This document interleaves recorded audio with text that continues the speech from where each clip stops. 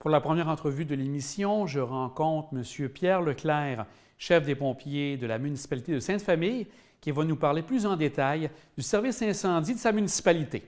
On écoute l'entrevue à l'instant. Monsieur Leclerc, ça fait combien de temps que vous êtes chef de la brigade ici? Pour la municipalité de Sainte-Famille, ça fait 9 ans. Déjà? Déjà. Et étiez-vous déjà pompier aussi? J'ai fait une carrière de 35 ans pour la Ville de Québec. OK. Comme pompier. J'étais un retraité de la Ville de Québec. OK. Puis comme pompier à Sainte-Famille, ça fait depuis 20 ans que je suis pompier à Sainte-Famille. Je suis aussi résident de Sainte-Famille. OK. Donc, comme vous disiez, vous étiez à Québec. Quel était votre rôle à Québec? C'est toujours intéressant de voir comment ça vous a amené ici. J'ai terminé ma carrière à la caserne 2 dans la Basse-Ville. Oui. Puis je faisais partie de l'équipe de sauvetage vertical, les hommes araignées, espace loup. J'ai aussi participé j'ai été dans une équipe de sauvetage nautique, sauvetage matières dangereuses. J'ai fait un peu toutes les parties, mais en tant que lieutenant. En tant que lieutenant? À Québec. Okay.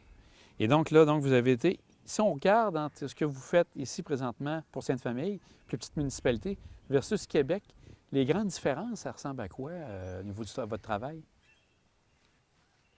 Les grandes différences, c'est le nombre d'interventions. Le nombre d'interventions t'amène à avoir une expérience qui s'acquiert avec les interventions. La disponibilité, la certitude d'avoir du monde, des effectifs minimum sur chaque intervention, ce qu'on n'a pas ici. Ici, on peut arriver sur une intervention, on va être 4, on va être 10, on va être 20. On ne sait jamais, parce que c'est des pompiers volontaires. Mais ici, à Sainte-Famille, on a la chance d'avoir, dans un rayon de 500 mètres de la caserne, environ 6 pompiers. Ah, OK. Fait que ça aide à nos délais, là. Ça, c'est une des grosses différences. La formation, c'est une grosse différence. C'est pas les mêmes prérequis, là. On n'a pas les spécialités, entre autres, de sauvetage vertical, sauvetage nautique, on n'a pas ça. Hazmat, on a un certain niveau, mais minimum. Si on a besoin d'upgrader, si on peut dire, on peut faire appel à la municipalité de Québec, là. OK. Après ça, comme différence, je dirais les budgets. Oui. Les budgets, c'est le nerf de la guerre, là. Tout à fait.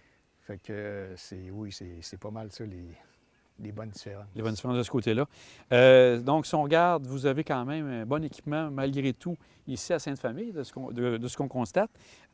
Vous avez combien de pompiers en tout pour la brigade ici à Sainte-Famille? Ici, on a 19 pompiers de tout genre de métiers. On a des producteurs agricoles, des mécaniciens, on a des monteurs d'acier, des menuisiers.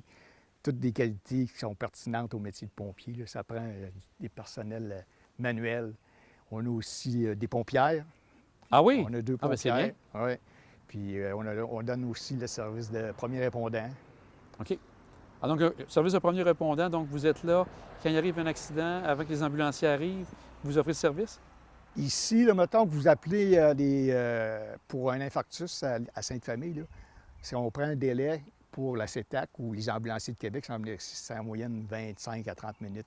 Fait que nous, on coupe ce délai-là en 2. Fait que les 10-15 premières minutes, on est présent en attendant l'ambulance.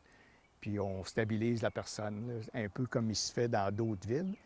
Mais c'est seulement pour la partie est de l'île qu'on donne ce service-là. Saint-Pierre, eux autres, sont auprès des grands centres, fait qu'ils n'ont pas besoin de PR, là, mais OK. À Sainte-Famille, Saint-François, on donne le service PR ainsi qu'à Saint-Jean. Et ça, c'est sûrement une formation supplémentaire, plus que seulement premiers soins. Ça fonctionne comment, cette formation-là? Il y a des niveaux de PR. En fonction de ton niveau de PR, tu réponds à, mettons, choc anaphylactique, infarctus, blessure, hémorragie, ainsi de suite, là. Comme là, vu qu'on a le sauvetage hors route, bien, on a upgradé notre niveau de PR pour pouvoir transporter les patients puis les stabiliser, là. Puis c'est une formation qui est donnée par le CIUS. OK. Ainsi que les pratiques il y a des minimums de pratiques et de maintien de compétences là, qui sont requis. En principe, ça fonctionne de même. Et si on regarde dans une année, parce qu'on peut regarder, si on sépare les deux, en intervention incendie, ça peut ressembler à combien d'interventions par année? Moi, j'ai l'habitude de dire, là, on a environ 1 à 2 gros feux par année, OK. mais on sort une fois par mois à peu près OK. pour les incendies. Puis les PR, c'est à peu près la même affaire. OK. Alors, vous avez à peu près, grosso modo, 2 gros cas par année, mais par non. la suite. Alors, par mois? Bon, vous 2 avez- gros cas par année, mais 2 sorties à peu près par mois. OK. Autant PR, autant que pour les incendies, comme C'est vous ça. dites. Pour une population de 800 habitants, c'est quand même pas pire, là. Ouais. Au niveau des équipements, justement, ça ressemble à quoi? Qu'est-ce que vous avez comme matériel ici à la caserne? On a les équipements de base, là. Dernièrement, on a réussi à avoir des subventions pour le sauvetage hors route. On a fait l'acquisition de pinces de désincarcération. On a camions de base, pompes, citernes, réservoirs, là, mais c'est strict minimum, là. Vous avez aussi donc ces camions-là, donc on pourra voir tout à l'heure les différents équipements. Quand arrive un feu, vous dites que vous avez, bon, c'est un peu plus difficile d'avoir l'aide directement de Québec, ça peut arriver parfois, mais un feu régulier, vous avez besoin d'aide.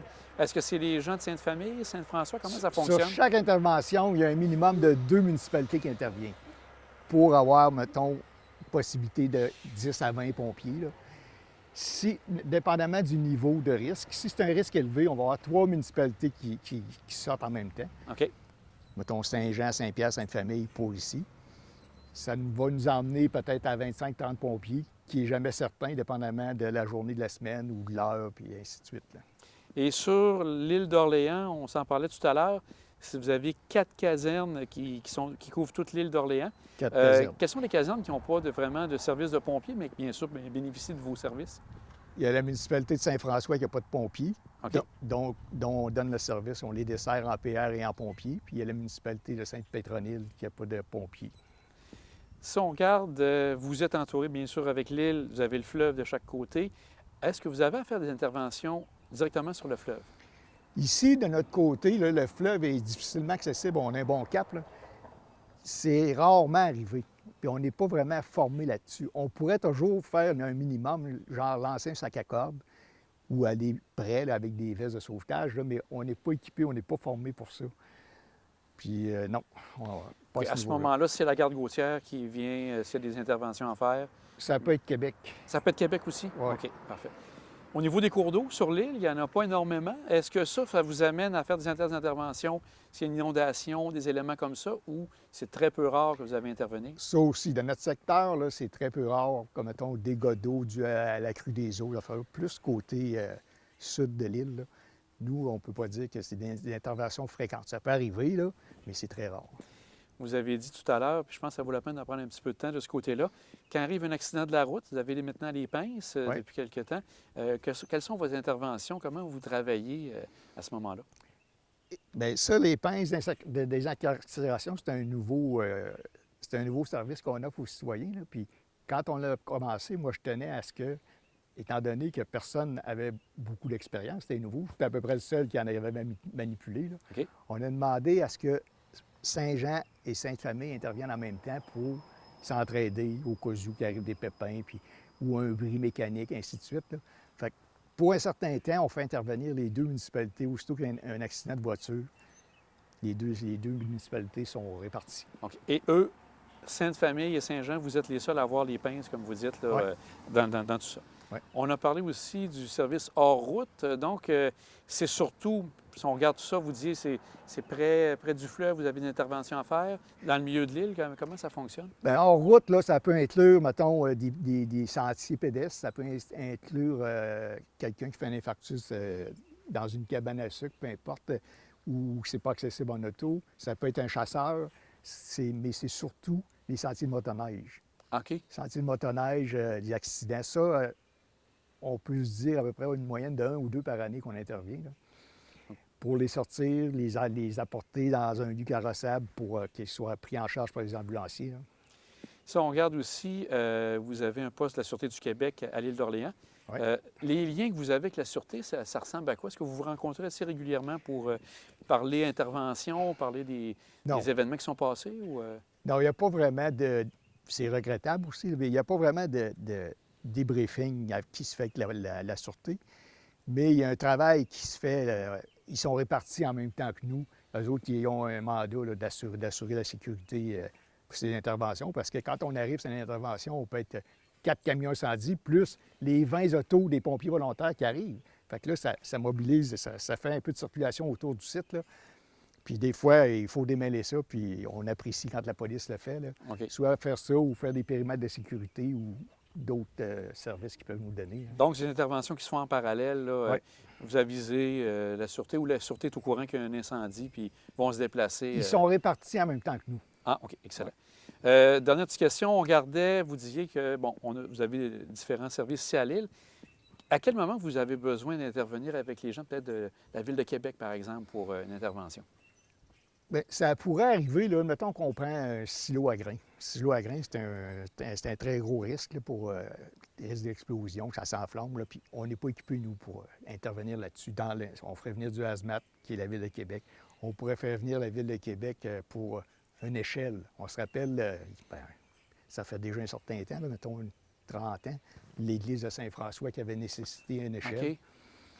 Fait que pour des véhicules comme ça, on pourrait aussi les appeler pour avoir des systèmes supplémentaires pour voyager notre eau, parce qu'ici, on n'a pas de bonne fontaine. Là. On voyage l'eau de lacs ou de réservoirs souterrains pour pouvoir éteindre nos feux. Là. Excellent. Dernière petite question. Est-ce qu'il y a d'autres éléments que vous voyez du système du service incendie de ce côté-là? Est-ce que vous avez d'autres interventions que vous faites qu'on n'a pas peut-être eu l'occasion de parler? Bon, on fait de la prévention. OK. Ça, c'est une des belles parties puis qu'il ne faut pas négliger. Là. On fait des visites domiciliaires un peu comme il se fait à Québec, mais pas au même niveau, là, mettons, si on parle des commerces, affaires-là, on n'a pas d'articles de loi qui nous appuient, comme le Code du bâtiment. Là. La municipalité n'a pas adopté, fait qu'on n'est pas outillé pour mettre trop de pression sur les normes, mais on a des règlements minimums comme le détecteur de fumée à l'intérieur des résidences. Là, on vérifie ça, mais on fait une inspection de base. Monsieur Leclerc, quand on arrive avec... On parlait des différences entre Québec et une plus petite municipalité. Au niveau d'une plus petite municipalité, est-ce qu'il y a des éléments à tenir compte, justement, de cette différence-là d'une plus petite ville versus la grande ville où vous étiez avant? Moi, personnellement, le côté qui vient le plus me chercher, là, c'est le côté émotif.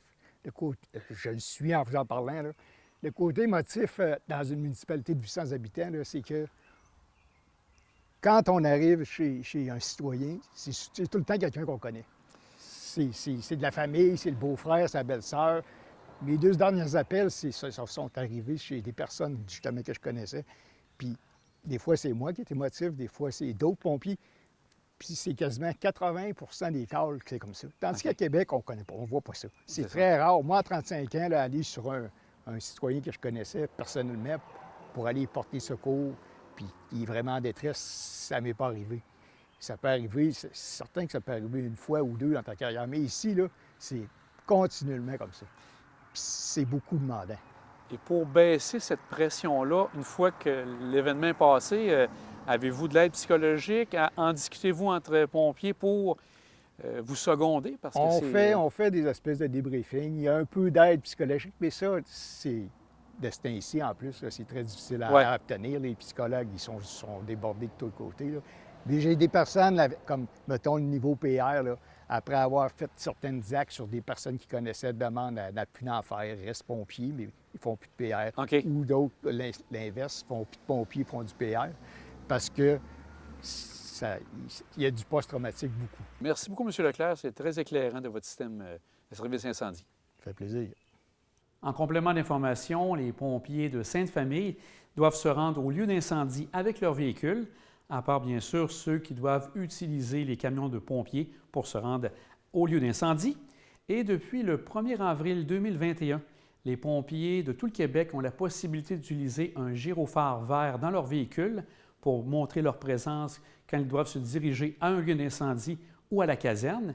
Eux doivent par contre respecter le code de la sécurité routière comme tous les automobilistes.